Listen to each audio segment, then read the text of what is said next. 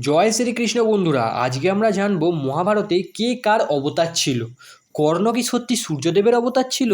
গুরু দ্রোণাচার্যই বা কার অবতার ছিল? আর তার পুত্র অশ্বত্থামাই বা কার অবতার ছিল? আর মহারাজ ধৃতরাষ্ট্র আর মাতা গান্ধারী বা কার অবতার ছিল?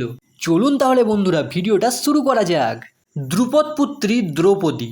দ্রৌপদী ছিলেন ইন্দ্রদেবের পত্নী ইন্দ্রাণীর অবতার। ধৃতরাষ্ট্র, মহারাজ ধৃতরাষ্ট্র ছিলেন গন্ধর্বদের রাজা হংসের অবতার। আর পাণ্ডু, পাণ্ডু ছিলেন সেই হংসারই ছোট ভাই। মাতা গান্ধারী, মাতা গান্ধারী ছিলেন বুদ্ধির দেবী মতির অবতার। মাতা কুন্তী আর মাদ্রী, এরা দুজনে ছিলেন দেবী সিদ্ধি আর ধৃতির অবতার। শকুনি, মামা শকুনি দ্বাপর যুগের একটা অংশ থেকে জন্ম নিয়েছিলেন। অশ্বত্থামা, গুরু দ্রোণাচার্যের পুত্র অশ্বত্থামা মহাদেব, কাল, কাম, ক্রোধ এদের সবার সম্মিলিত অংশ ছিলেন। দুর্যোধন, দুর্যোধন মহারাজ ধৃতরাষ্ট্রের সব থেকে বড় পুত্র ছিলেন। কলির অংশ থেকে তার জন্ম হয়।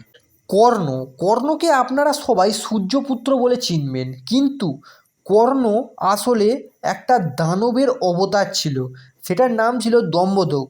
গুরু দ্রোণাচার্য, গুরু দ্রোণাচার্য ছিলেন বৃহস্পতির একটা অংশ থেকে গুরু দ্রোণাচার্যের জন্ম হয়েছিল। অর্জুন, অর্জুন হলো মহারিষি নরের অবতার। ভীম, ভীম ছিলেন বায়ুদেবের আংশিক অবতার। যুধিষ্ঠির, যুধিষ্ঠির ছিলেন ধর্মরাজের অবতার।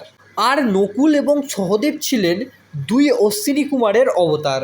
অর্জুন পুত্র অভিমন্যু, অর্জুন পুত্র অভিমন্যু ছিলেন চন্দ্রদেবের পুত্র বর্জার অবতার।